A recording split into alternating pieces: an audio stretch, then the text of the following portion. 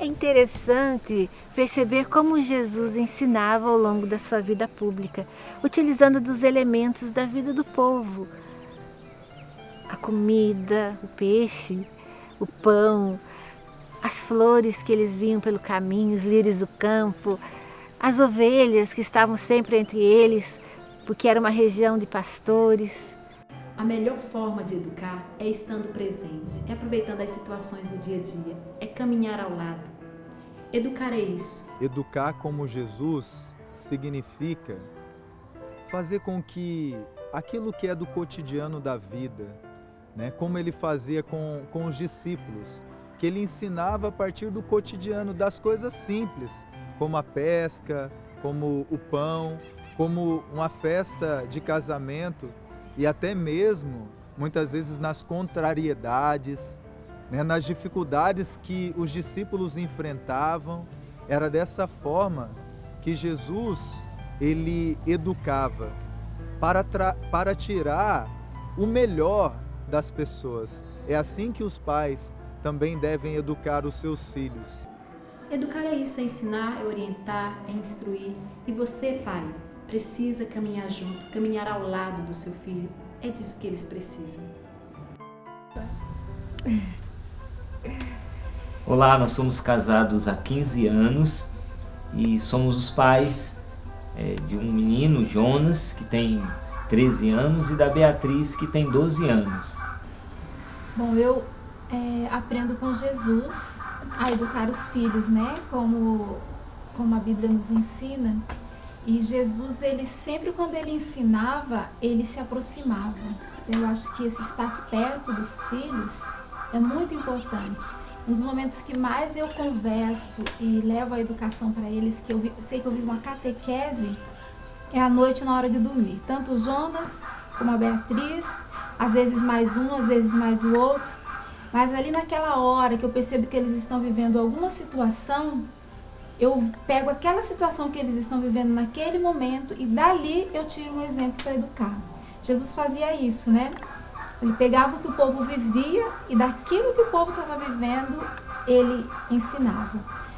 Quando eles eram menores, a gente pegava as historinhas da Bíblia e traduzia para aquilo que eles estavam vivendo, na idade deles.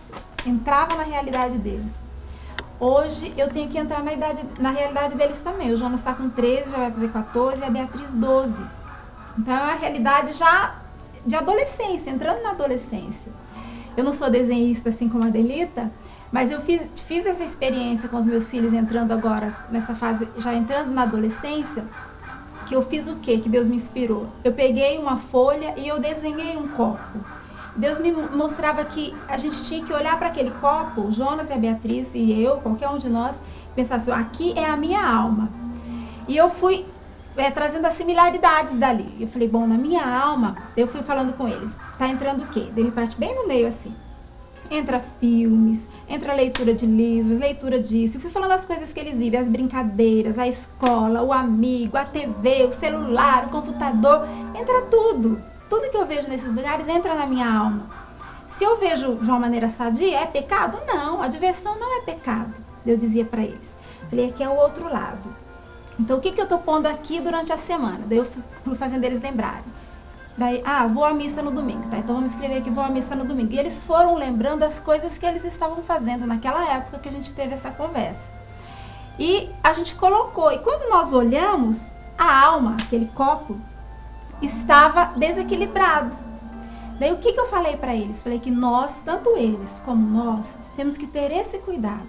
Da mesma maneira que nós deixamos entrar na nossa alma várias coisas normais no dia que precisam e podem entrar, nós precisamos também alimentar a nossa alma com as coisas de Deus.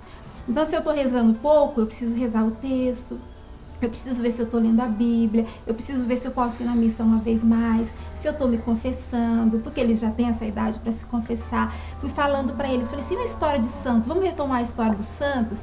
E fui vendo com eles as coisas que eles gostam, para ir retomando esse alimentar da alma, para a alma não ficar desequilibrada.